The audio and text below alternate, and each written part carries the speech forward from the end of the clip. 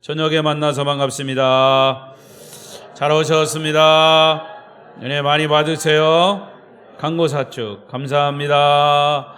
고맙습니다. 사랑합니다. 축복합니다.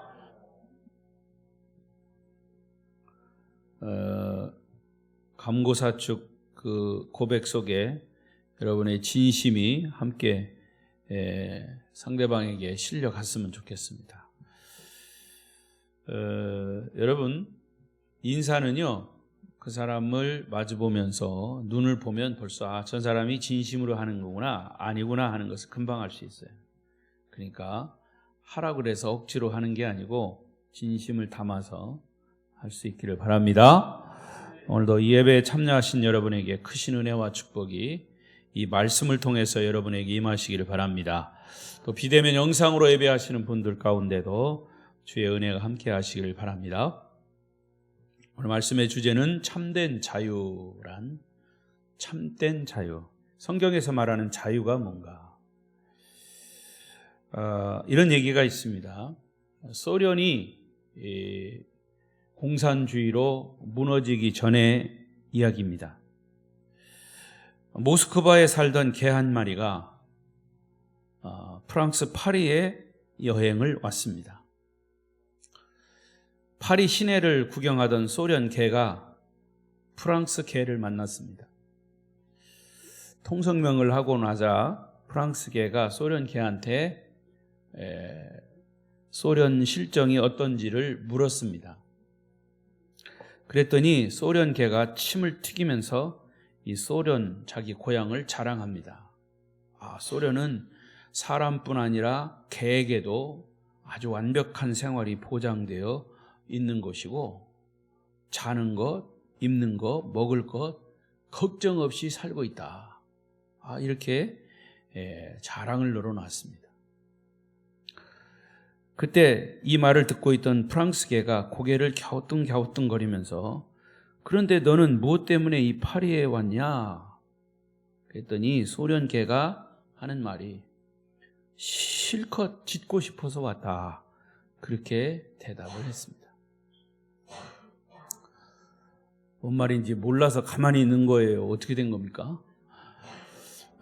풍자적인 얘기지만 이 소련 개는 소련에 있을 때 제대로 짖지를 못한 거예요. 자유롭게 짖고 싶어서 자유를 찾아서 프랑스로 왔다는 그런 얘기예요. 하물며 사람은 자유롭게 살 권리가 있습니다. 인간에게는 의식주보다도 더 소중한 것은 자유의 삶입니다. 여러분은 자유를 누리며 살고 있습니까? 자, 그런데 여기서 말하는 자유는 민주주의, 물론 자유죠.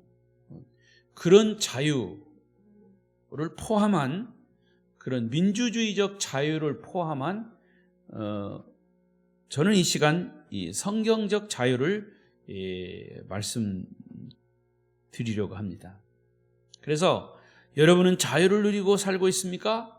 라고 하는 이 질문은 우리 그리스도인들에게는 영적인 것과 육적인 것을 다 포함한 질문입니다. 여러분, 북한에서 왜 자유를 못 누립니까? 육체적인 것은 독재, 정치적인 독재죠. 김정은이가 자기 마음대로 사람들의 인권을 무시해가면서 자기 마음대로 사람들 나라 아닌 나라를 정말 다스려 가는 거죠. 그러니까 자유가 없는 거예요. 육체적인 자유. 더더군다나 영적인 자유 없습니다. 우리 예수 그리스도는 인간에게 자유를 주시기 위해서 이 땅에 오셨습니다. 자, 요한복음 8장 32절 같이 보겠습니다. 시작. 진리를 알지니 진리가 너희를 자유롭게 하리라. 여기서 진리는 예수 그리스도입니다. 내가 곧 길이요 진리요 생명이니 요한복음 14장 6절에 그랬어요. 그 진리라고 하는 단어와 여기서 말하는 진리라고 하는 단어는 같은 단어예요. 그러면 곧 진리는 예수 그리스도예요. 예수님은 길이 되시고 진리가 되시고 생명이 되십니다. 그러니까 너희가 진리를 알지니 예수를 알지니 진리가 너희를 자유롭게 하리라. 예수가 너희를 자유롭게 하리라. 할렐루야. 예수님은 우리에게 자유를 주시기 위해서 오신 분이에요. 그러니까 예수 믿으면 모든 것에서 자유롭습니다. 우리 한국 사회는 미신적인 요소와 유교적인 요소 이런 것들이 다 짬뽕이 돼가지고 전통적으로 그런 요소들이 요소에 다 들어있어요. 그래서 이사만 하더라도 뭐 손이 없는 날인가 손이 있는 날인가 난 잘 모르겠네. 손이 없는 날 이사를 하는 거예요? 예, 여러분도 잘 모르시는구나. 그 같은 그런 것들은 다 미신적인 요소죠. 그래서 이런 사실을 잘 모르면, 예수 안에서 자유롭다는 사실을 잘 모르면 우리는 전통적인 그런 생활 속에 매여 있어요. 그래서 이사하는 것도 마음대로 못 하는 거예요. 뭐 자녀들 결혼식 날짜 잡는 것도 마음대로 못 해요. 어디 가서 뭘 보니까 그날은 안 된다 그러고 된다 그러고. 이게 바로 자유롭지 못해서 그래요. 여러분, 예수 믿고 구원받으면 모든 것에서 자유롭습니다. 할렐루야. 마음대로 산다는 게 아니에요. 마음대로 사는 거는 방종입니다. 그래서 사도 바울은 예수 안에서 엔 크리스토스, 예수 안에서 자유로운 거예요. 왜? 예수님이 자유이시니까, 진리이시니까. 자, 갈라디아 5장 1절을 보십시다. 시작. 그리스도께서 우리를 자유롭게 하려고 자유를 주셨으니 그러므로 굳건하게 서서 다시는 종의 멍에를 매지 말라. 여기서 종이라고 하는 것은 죄입니다. 죄의 종. 그러니까 죄의 종에 매이면 우리는 자유롭지 못해요. 그래서 어떤 의미에서 이 미신적인 요소도 죄의 멍에에 우리가 매이는 거예요. 그러니까 자유롭지 못한 겁니다. 사도 바울은 갈라디아서 말씀에서 주님이 이미 우리에게 자유를 주셨으므로 자유를 포기하고 죄의 멍에를 지는 삶으로 돌아가지 말라. 죄의 종의 멍에에 다시 돌아가지 말라. 이것을 계속 갈라디아서에서 강조하는 거예요.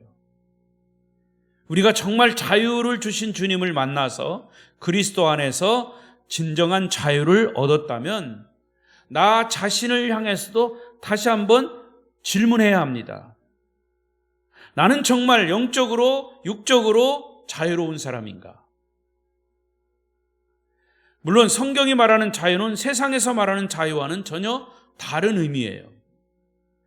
세상에서 말하는 자유는 세상 법의 테두리 안에서 내 마음대로 할 수 있는 것을 자유라고 하죠.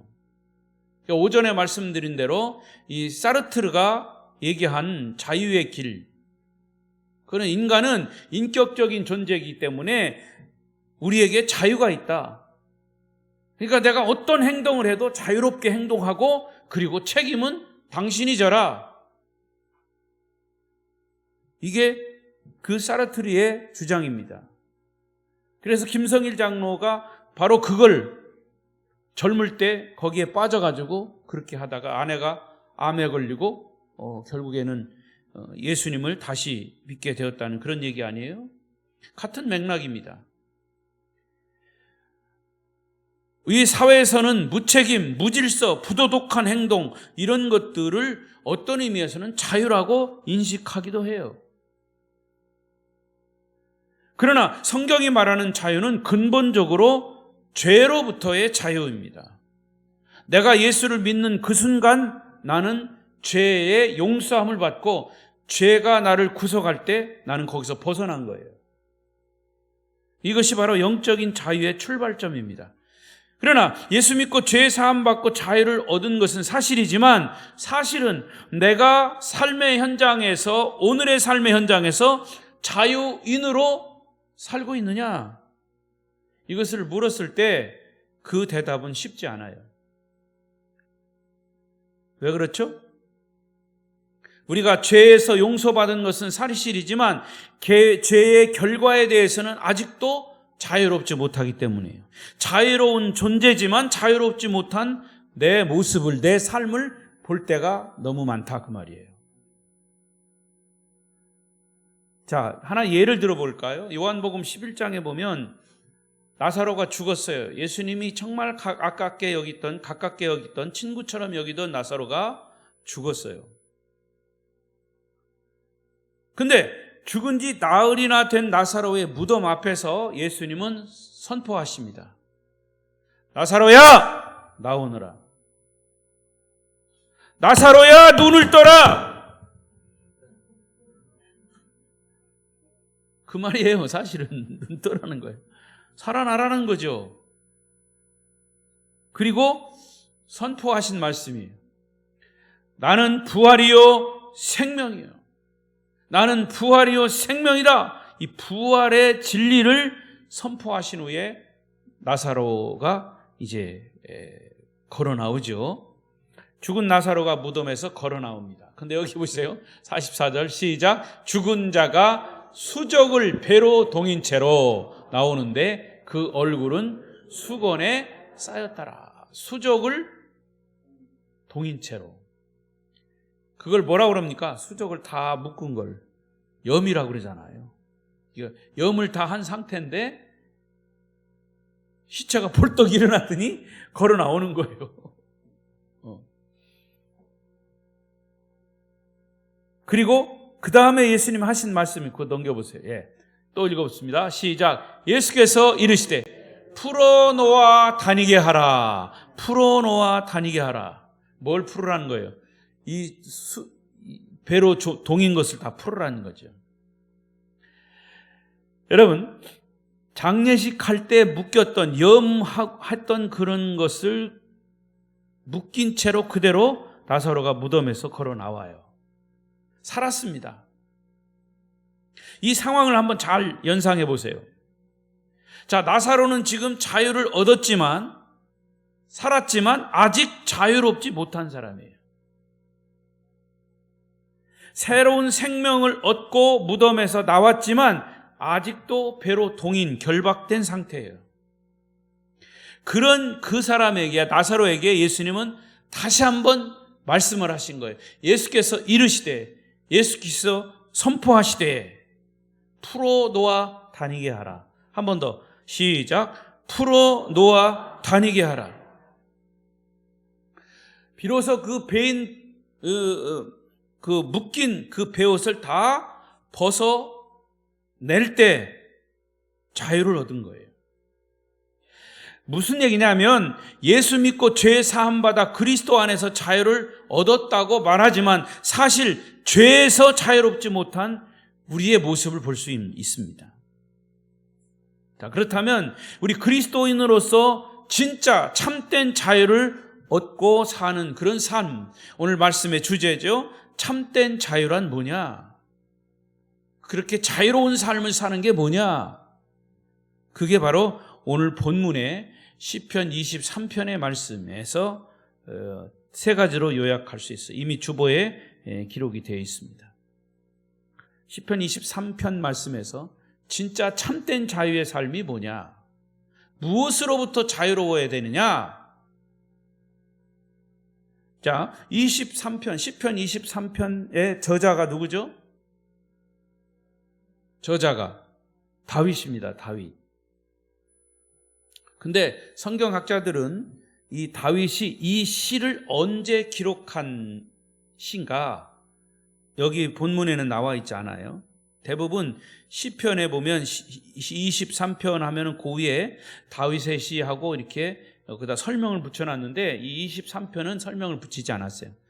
근데 이 학자들에 의하면 이 다윗이 시편 23편을 유명한 시편 23편을 기록한 그 때가 언제냐라고 연구한 결과 다윗이 자기 아들 압살롬의 반역으로 쫓겨났어요. 그리고 지금 추격을 당하고 사실 이 죽음을 피하기 위해서 그 아들인데도 아들이 반역해서 왕의 자리를 찬탈하고 아버지를 죽이려고 했던 거죠. 그게 누구예요? 압살롬입니다. 나쁜 놈이죠. 압살롬. 그런데 이 시편 23편을 기록한 때가 바로 그때예요. 압살롬의 반역으로 쫓김을 당할 때 이 시편 23편을 썼습니다. 그런데 이 23편의 내용과 그때의 상황은 전혀 반대예요. 그런데 이 시편 23편을 쫓겨 아들에게 쫓겨다니던 비참한 신세 속에서 시편 23편을 지었다면 정말 그가 자유로운 사람일까요? 쫓겨다니는 상황에서 도저히 이런 시의 내용이 나올 수가 없어요. 그렇다면 이 다윗에게 있어서의 참된 자유란 무엇을 의미할까? 이것은 오늘을 사는 우리가 추구해야 될, 그리스도인으로서 추구해야 될 참된 자유의 삶, 이것을 말씀하고 있는 거죠. 자, 첫 번째, 참된 자유는 욕망으로부터의 자유. 여기서의 욕망은 욕심도 포함됩니다. 욕망으로부터 자유. 여러분, 인간은 계속해서 욕심을 품고 있어요. 그래서 욕심이 잉태한 즉 죄를 낳고, 죄가 장성한 즉 사망을 낳는다. 다 알아요. 그러면서도 우리는 계속 욕심을 품고 있어요. 욕망을 품고 있어요. 근데 성경에서 말씀하는, 특히 이 다윗이 시편 23편에서 말하고 있는 그런 자유는 욕망으로부터의 자유여야 한다는 거죠. 우리가 예수 믿고 구원받는 순간 하나님이 우리에게 들려주시는 그런 확신과 깨달음이 뭐냐? 예수를 나의 구세주로 영접하고 예수님 앞에서 예수님 당신은 나의 주인이십니다. 나의 주님이십니다. 라고 고백할 때, 그래, 내가 너의 주인이 되었으면 너는 이제 모든 것을 나한테 맡겨. 내가 주인이니까 내가 책임져 줄게. 그리고 너는 나를 믿고 모든 것을 너는 가진 사람이야. 라는 의미가 포함되어 있는 거예요. 예수 그리스도를 주님으로, 나의 삶의 주인으로 고백하면 그 사람은 그리스도 안에서 모든 것을 가진 사람이죠. 믿습니까? 여러분, 이게 중요합니다. 이 사실이 믿어지지 않으면 우리는 항상 욕망의 포로가 되는 거예요. 욕심의 포로가 되는 거예요. 제가 언젠가도 늘 얘기하죠. 정주영 씨가 살아있을 때 자동차를 만들어서 팔았어요. 얼마나 지금도 현대자동차가 대단합니까? 우리나라가. 근데 어느 날 정주영 씨가 자동차를 타고 가면서 차가 막 밀려서 막 신호에 막 밀리니까 그 기사가 그랬대요. 회장님, 차가 너무 많네요. 그러니까 그 회장님이 하는 얘기가, 야, 아직도 땅이 보인다야. 그러더래요. 땅이 보이지 않을 정도로 자동차를 만들겠다는 얘기죠. 예? 그게 뭐냐요? 물론 어떤 욕심, 그것도 사실은 욕심이에요. 골로새 2장 9절 10절을 보십시다. 시작. 그 안에는 신성의 모든 충만이 육체로 거하시고 너희도 그 안에서 충만하여졌으니 그는 모든 통치자와 권세의 머리시라. 그가 누구예요? 예수님이에요. 예수님 안에는 신성함의 모든 충만이 육체로 함께 하신다. 너희도 예수님 안에서 충만해졌으니 예수님은 모든 통치자와 권세의 머리시니까 너 욕심에서 벗어나. 예수님 안에 있으면 네가 모든 것을 가진 거야. 내가 예수를 주인으로 믿느냐? 그렇다면 너는 모든 것을 가진 사람이야. 하나님의 신성이 우리 안에 거하시면 너는 부족할 것이 없는 거야. 라는 말씀이에요.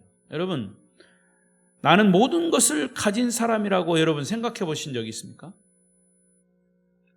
은혜를 체험하고 성령을 체험할 때는 그런 고백을 할 수 있어요. 아, 정말 주님은 나의 모든 것이 되십니다. 저는 부족함이 없습니다. 나는 모든 것을 가진 사람입니다. 그런데 이런 고백을 하는 순간 갑자기 불청객이 찾아와요.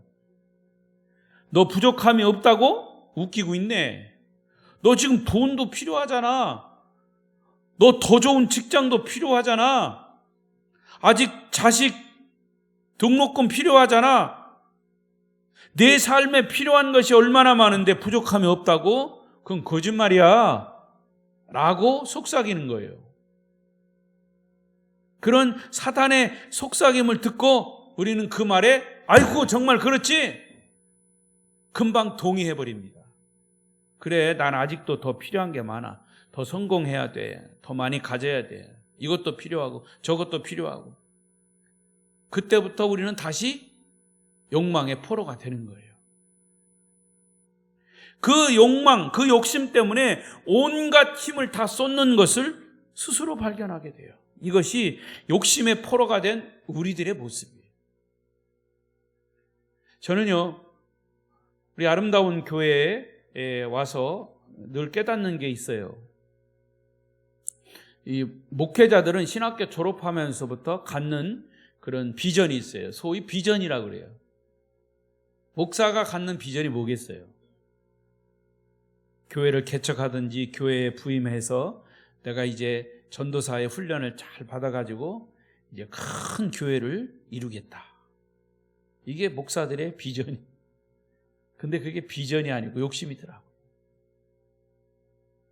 그런 경험들을 해봤어요. 큰 교회도 해보고, 물론 여의도 순복음교회처럼 그렇게 큰 교회는 아니지만 아무튼 근데 제가 전에 있던 교회에서 어느 날 강대상에서 새벽기도 끝나고 기도하는데 제가 깜짝 놀랐어요. 물론 이제 그때 여러 가지 이제 기도의 제목이 있어서 제가 기도하는 중에 하나님이 갑자기 야, 박 목사, 이 교회가 네 교회야? 그러시는 거예요. 그래서 저는 깜짝 놀랐어요. 그 말은 나는 그렇게 하지 않았다고 생각하는데 이미 내 생각 속에, 깊은 생각 속에 그 교회가, 담임하고 있는 그 교회가 내 교회인 줄을 착각했던 거죠. 하나님 그걸 깨우치셨어요. 그래서 그때부터 계속 고민하고 또 고민하고 또 우리 아름다운 교회 와서 또 고민하고 하는 것이 뭐냐면, 내가 담임하는 교회는 크게 성장시켜야 되겠다. 물론 그것도 필요하죠. 크게 부흥시켜야 되겠다. 그래, 그게 기준이 돼가지고 어떤 교회에서는 목사가 부흥시키지 못하면 목사 쫓겨나는 교회도 많아요. 여러분, 전도 안 되는 것 목사 책임도 있어요. 그러나 전도 안 하는 것 누구 책임? 목사 책임도 있지만 또 누구 책임이에요? 네. 더 이상 얘기 안 할게요. 그러니까 중요한 것은 정말 한 사람의 영혼이 복음으로 바로 서는 것, 저는 그것을 계속 지금 깨닫는 거예요. 욕심의 포로에서 벗어나는 거죠. 목회자로서 한 사람이 바로 서보세요. 다윗 한 사람이 바로 서니까 그 나라가 바로 서는 거예요. 일당 천, 일당 만, 일당 세계를 하는 거죠. 모세 한 사람이 하나님 앞에 바로 서니까 이스라엘 민족이 노예에서 해방되고, 물론 모세도 가나안 땅에는 못 들어갔지만 자기의 역할은 한 거예요. 한 사람이 바로 서요. 그래서 오늘도 제가 이제 우리 유년주일학교가 이제 시작했는데 선생님들이 계산해 볼 때는 한 이제 3명이나 많아야 4명이다 그랬는데 오늘 5명이 모였어요. 근데 이제 우리 자녀들 중에는 감기 걸려서 못 나온 애들도 있고, 아마 다음 주일에 이제 야외배 가니까 그 다음 주일에는 조금 숫자가 더 많아지지 않을까. 왜냐하면 그 한 사람의 영혼이, 어린 영혼이 귀중하다는 거죠. 그래서 오늘 이 욕망에서 자유로울 수 있는 것, 그 해답이 1절에 있습니다. 1절, 우리가 너무나 잘 아는 말씀이죠. 1절 읽겠습니다. 시작. 여호와는 나의 목자시니 내게 부족함이 없으리로다. 여호와는, 하나님은 나의 목자다. 하나님은 우리의 목자가 아니에요. 그건 복수죠. 나의 목자입니다. 단수입니다. 여러분, 신앙은요, 하나님과 나와의 독대입니다. 독대. 내가 예수 잘 믿는다고 내 마누라나 내 남편이 같이 천국 가는 게 아니에요. 나 혼자 가는 겁니다. 내게 부족함이 없다. 여호와는 내 목자다. 주님은 내 목자라면 나는 양이에요. 성경은 우리 인간을 주로 양에 비유합니다. 근데 양은 문제가 많은 동물이에요. 양은 홀로 서기를 잘 못하는 연약한 존재예요. 우리가 양을 보기에는 뭐 그림에 나오는 이런 양은 이쁘고 하얗고 뭐 보기 좋지만 실제로 양 기르는 예루살렘, 이스라엘 가보면요, 양은 그렇게 더러운 동물이 아니에요. 보기에는 깨끗하지만 너무 쉽게 더러워지는 존재가 양이에요. 게다가 양은 눈도 잘 나빠요. 그래서 자기 앞에 것만 밖에 못 봐요. 그래서 양을 몰고 갈 때는 양을 한 줄로 세워가지고 자기 앞에 양을 따라가도록 해요. 눈이 나빠요, 양은. 눈이 나쁘니까 방향 감각도 없어요. 조금만 자리를 옮겨놔도 자기 집을 찾아오지 못해요. 그러나 양의 이런 모든 문제는 딱 한 가지만 있으면 해결이 돼요. 뭘까요? 목자가 있으면 돼요, 목자가. 참 그 이스라엘 그 지역과 이스라엘 문화가 거기는 이제 목축업을 하는 그런 지역이죠. 그래서 이 구약의 시인들도 그렇고 이 성경이 쓰여진 배경 자체가 우리가 참 우리는 양 기르는 거 뭐 이런 거 잘 모르잖아요. 목축업을 아니니까. 근데 성경에서 이렇게 말하는 것, 여호와는 하나님은 나의 목자다. 나는 양이고. 이것을 더 쉽게 이렇게 잘 표현한 거예요. 이 시편 23편은 히브리어로 얘기했을 때는 이 하나님을 모르는 이 유명한 시인들도 이 시를 베스트로 칩니다. 최고로 쳐요. 그러니까 모든 비유나 영적인 의미나 이런 것을 다 포함했어요. 그러니까 목자가 곁에 있으면 양을 보호해주고, 더러워지면 씻어주고, 굶주리면 먹여주고, 푸른 풀밭 맑은 물가로 인도해줍니다. 그러므로 양이 목자를 만난다고 하는 것은 엄청난 축복이죠. 여러분, 양인 우리가 하늘과 땅을 창조하신 하나님, 만물을 붙들고 운행하시고 다스리시는 우리 주님을 나의 목자로 믿는다면 그때부터 그분은 우리를 책임져 주십니다. 아멘. 주님이 여러분의 삶을 책임져 주시는데 우리가 부족할 게 어디 있느냐 그 말이에요. 하나님을 목자로 신뢰할 때 우리는 욕망의 늪에서, 욕심의 굴레에서 자유롭게 되는 거죠. 그래서 욕심에서 자유로울 때 우리는 진짜 참 자유를 누릴 수가 있는 겁니다. 부부가 왜 싸워요? 사실은 싸우는 목적이 여러 가지 있겠지만 거기 밑에 보면은 욕심 때문에 싸우는 거예요. 또 사람과 사람이 싸우고 단체에서 싸우고, 이 싸우는 거는 욕심 때문에 싸우는 거예요. 욕심에서 자유로우면 그게 진짜 자유예요. 예수님 때문에 여러분 자유로우시기를 축원합니다. 두 번째 자유는 두려움으로부터의 자유예요. 제가 설교 중에 여러 번 강조합니다마는 우리가 두려워해야 할 것은 우리가 걱정하고 있는 그 문제 때문에 두려워하는 것이 아니라 두려움 그 자체가 문제예요. 여러분, 코로나가 왜 무섭습니까? 물론 코로나에 걸리면 우리가 안 되죠. 걱정되지만 사실은 왜 두렵냐면 코로나가 걸리면 죽는데, 코로나 걸리면 고생한데, 이런 생각 때문에 두려운 거예요. 그러니까 병 자체가 물론 두렵죠. 무섭죠. 그러나 그게 무섭다라고 하는 그 생각이, 그 개념이, 그 이념이 더 무서운 겁니다. 한번 두려움의 늪에 빠지면 그 두려움 자체가 우리의 지성과 감성, 의지를 마비시킵니다. 판단력을 마비시켜요. 그래서 두려움에 휩싸이게 되면 아무것도 할 수 없게 돼요. 따라서 두려움 자체를 경계해야 합니다. 그 두려움 자체를 누가 갖다 주느냐? 역시 영적으로 보면 어둠의 세력, 사단이 갖다 주는 거예요. 그래서 인간의 마음속에 있는 그 두려움의 심리를 이용해 가지고 발달한 우리 이 사회의 산업이 뭐냐? 보험업입니다. 보험. 집을 잃을까 봐 두려워서 주택보험을 들고, 집에 화재가 날까 두려워서 화재보험을 들고, 내가 병에 걸리면 어떡할까 해서 건강보험을 들고, 때로는 생명보험을 듭니다. 길 가다가 넘어지면 어떡하나 해서 상해보험을 들고, 다 말할 수가 없어요. 여러분 들으셨겠지만 요즘은 축구 선수들은 발이 생명이니까 발 보험을 든다고 그래요. 그래서 축구하다가 다치면 그 보험회사에서 그거 다 보험금 냈으니까 치료해 준다는 거죠. 저 같은 경우는 입보험을 들어야 돼요. 이 보험하시는 분들 오해하지 마세요. 그게 나쁘다는 얘기가 아니에요.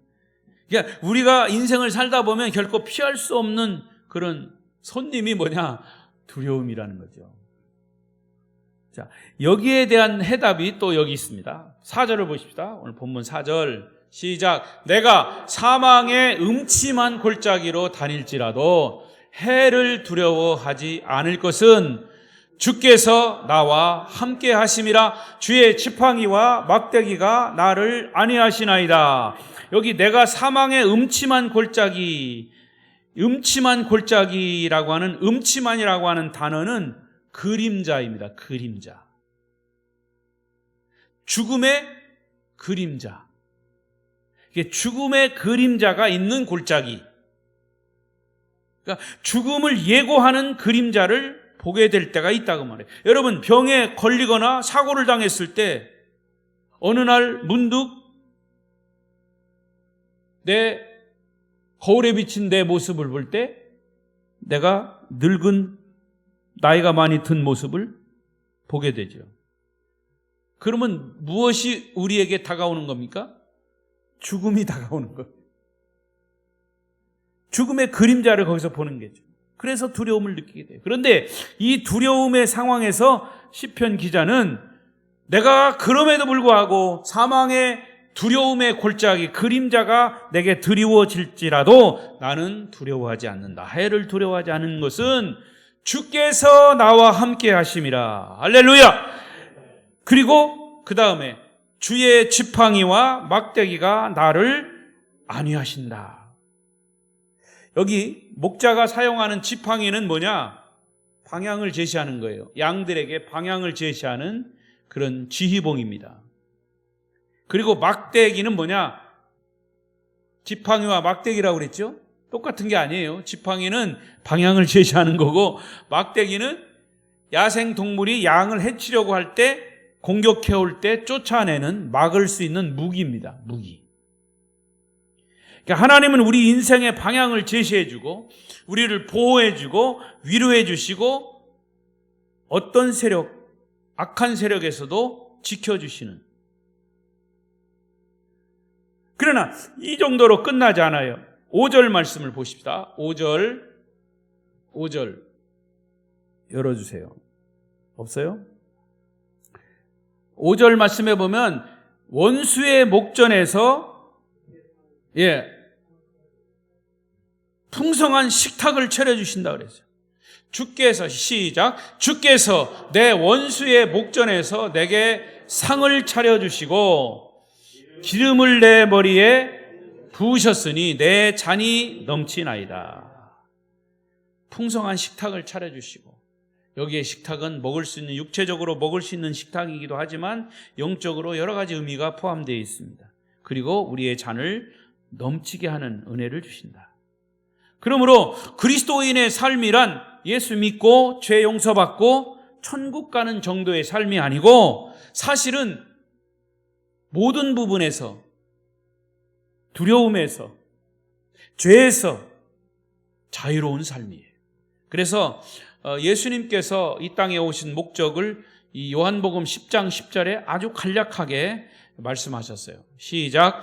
도둑이 오는 것은 도둑질하고 죽이고 멸망시키려는 것뿐이요, 내가 온 것은 양으로 생명을 얻게 하고 더 풍성히 얻게 하려는 것이다. 할렐루야.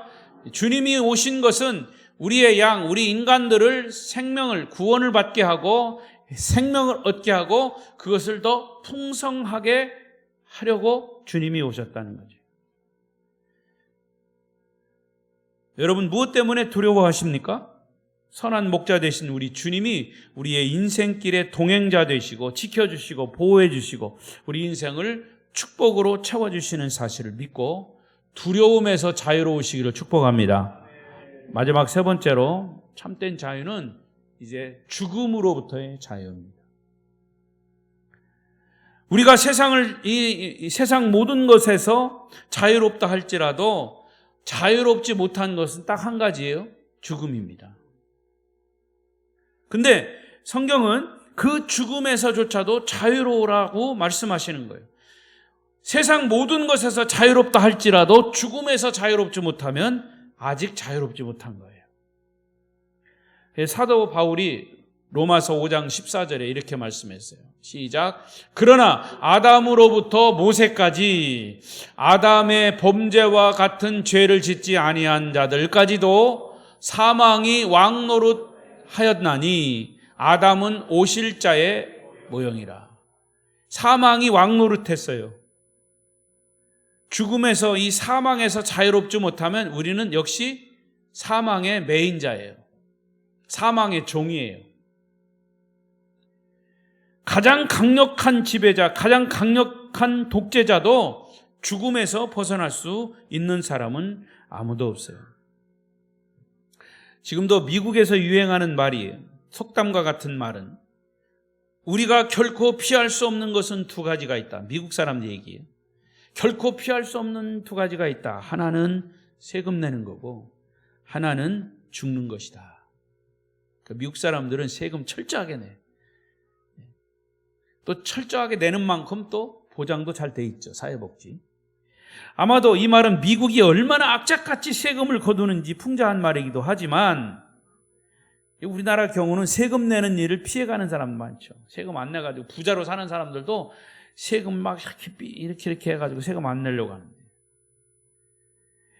여러분, 사람들은 죽음에 대한 두려움, 죽음이 가져올 삶의 마지막에 대한 불안감 속에 살고 있어요. 결국 우리 성도는 죽음으로부터 자유롭지 못하면 진정한 참된 자유를 누리지 못하는 거예요. 그래서 우리는 어떻게 이 죽음의 속박에서 자유로울 수 있을까? 사도 바울은 고린도후서 5장 1절에 이렇게 얘기했어요. 시작. 만일 땅에 있는 우리의 장막집이 무너지면 하나님께서 지으신 집, 곧 손으로 지은 것이 아니요 하늘에 있는 영원한 집이 우리에게 있는 줄 아느니라. 앞에 보세요. 앞에 하나님께서 지으신 집, 손으로 지은 것이 아니요. 그 다음에 하늘에 있는 영원한 집. 그러니까 고린도후서 1장 제일 앞에 보세요. 만일, 여기요. 만일 땅에 있는 우리의 장막집, 그게 뭘까요? 땅 위에 있는 우리의 장막집이 뭐예요? 우리 육신이에요. 육신. 땅에 있는 우리의 장막집. 육신이 무너지면 이란 말은 죽으면, 그 다음에 하나님이 지으신 집, 손으로 지은 것이 아니요 하늘에 있는 영원한 집이 있는 줄 아느니라. 할렐루야. 우리의 장막 같은 우리의 육체가 반드시 무너지는 날이 온다는 거예요. 그런데 바울은 하나님이 지으신 집이 있기 때문에 죽음 앞에서 낙심하지 말라는 거죠. 다시 보십시다. 고린도후서 4장 16절 또 이렇게 표현했습니다. 시작. 그러므로 우리가 낙심하지 아니하노니 우리의 겉사람은 낡아지나 우리의 속사람은 날로 새로워지도다. 겉사람은 육신이고 속사람은 우리의 영적인. 죽음 앞에서 죽음을 넘어서 희망을 노래하는 것이에요. 바울 사도가 이런 고백을 할 수 있는 비결은 하나님이 우리를 위해서 영원한 집을 예비해 두셨다. 그래서 장례식 때 많이 쓰는 본문이 바로 이 고린도후서 5장이고요. 고린도후서 4장 16절이에요. 그러니까 바울이 이런 고백을 할 수 있는 비결은 하나님이 우리를 위해 영원한 집을 예배해 두셨다. 성경은 죽음을 여러 가지로 설명합니다. 그 가운데 이 죽음은 뭐냐? 이 세상에서 저 천국으로 이사 가는 것이다. 살고 있는 집에 금이 가고 물이 새고 기둥이 흔들리면 수리해야 되죠. 근데 수리하는 데는 한계가 있어요. 지혜로운 사람, 미래를 내다보는 사람은 새 집을 예비해 둡니다. 그래서 새 집을 예비해서 새로 수리하는 것보다 새 집으로 가자. 새 집으로 예비했다가 새 집으로 가는, 새 집으로 이사하는 날 마음이 설레죠. 기다림이 있고 사람의 마음을 흥분시킵니다. 이걸 영적인 의미에서 생각해 보십시다. 그래서 이 성경학자들은 이 시편 23편에 하나님의 이미지를 목자, 우리와 동행하시는 분, 우리의 주인 되신 분, 이렇게 세 가지로 하나님의 이미지를 얘기했어요. 목자이시고 동행자이시고 주인이시고. 그러니까 그 주님이 우리의 목자가 되셔서 우리의 인생을 책임져 주실 뿐만 아니라 인생 길을 걸어가는 동안에 동행하시는 동행자가 되어주시다가 우리의 인생 길이 끝나는 그날을 위해서 예비해 놓으신 주인이시다. 그 집으로 들어가는 우리에게 뭐라고 말씀하시냐? 수고 많았다. 이 세상에서 참 수고 많았구나, 박 목사 하면서 우리의 잔을 철철 넘치도록 은혜로 채워주시면서 자, 이제는 푹 쉬어라. 예배 드릴 때 푹 쉬는 분도 있어요. 다행이시죠. 이스라엘 백성들은 장막에 들어갈 때마다 하나님의 임재, 하나님의 사랑, 하나님의 선하심, 인자하심을 경험했어요. 그 장막이 바로 여호와의 집이었습니다. 마지막 절 6절에 보면 지금까지 선하심과 인자하심으로 나를 인도하셨던 그분이 영원한 집으로 나를 인도하신다는 다윗의 고백으로 끝이 나고 있죠. 자, 큰 소리로 시작. 내가 여호와의 집에 영원히 거하리라. 다시 그 앞에 내 평생에 시작. 내 평생의 선하심과 인자하심이 반드시 나를 따르리니 내가 여호와의 집에 영원히 살리로다. 말씀을 맺겠습니다. 여러분, 하나님의 집 천국에 여러분 영원히 살 것을 믿으십니까? 왜 아멘 이렇게 시원찮아요? 믿으십니까? 이 사실을 확실히 믿으면 우리는 죽음으로부터 자유로울 수 있어요. 왜? 죽음 뒤에 진짜 자유가 있어요. 영원한 자유가 있어요. 나는 하나님의 집으로 가는 거야. 그곳에서 다시 만납시다. 이렇게 당당하게 자신의 소망을 말하는 신앙이 죽음에서부터의 자유로운 삶이죠. 하나님이 나의 목자가 되시면 우리는 죽음의 달이라도 노래하며 찬양하며 건너갈 수 있습니다. 그래서 사실 우리 성도들의 장례식은 영원히 결별하는 연결식이 아니에요. 우리가 장례식을 연결식이라고 그러죠. 저는 그래서 그 연결식을 얘기하지 않습니다. 교인들의 장례식에도 연결식장이라고 쓴 데는 그 떼어버리라고 해요. 떼어버리라고. 우리는 영원히 결별하는 식이 아니에요. 영원히 결별하는 게 연결식이잖아요. 정확하게 말하면 천국 환송식입니다. 천국으로 가는 환송식. 어느 목사님이 장례식을 천국 환송 예배다 이렇게 이름하고 장례식을 치르는데 고인의 후배 목사님이 조사를 하는데 조사 내 제일 마지막 짧은 말 한마디 뭐냐면 형님 잠시 후에 천국에서 만납시다. 그 말이 얼마나 정말 그 마음에 와서 닿았는지 몰라요. 자기 선배 목사님이 돌아가셔서 장례식을 치고 마지막 조사하는데 조사도 짤막하게 하고 마지막 한 문장이 형님 나도 잠시 후에 갈 테니까 천국에서 만납시다. 조사 끝. 굉장히 정말 요즘 말하는 임팩트 있는 그런 조사입니다. 그러나 거기에 믿음이 있는 여러분 하나님이 함께 하시는데 무엇을 염려하고 무엇을 두려워하시고 어떤 그런 죽음을 두려워하십니까? 우리는 하나님이 함께 하시고 하나님이 우리의 목자이시면 우리는 그 모든 것에서 자유로울 수 있습니다. 이 진정한 자유, 참된 자유, 복음이 주는 자유 안에서 여러분 살아가시기를 바랍니다. 목자 되신 주님이 주시는 욕망으로부터의 자유, 두려움으로부터의 자유, 죽음으로부터의 자유를 누리시는 아름다운 교회 성도들 되시기를 축복합니다. 축복합니다. 기도하겠습니다.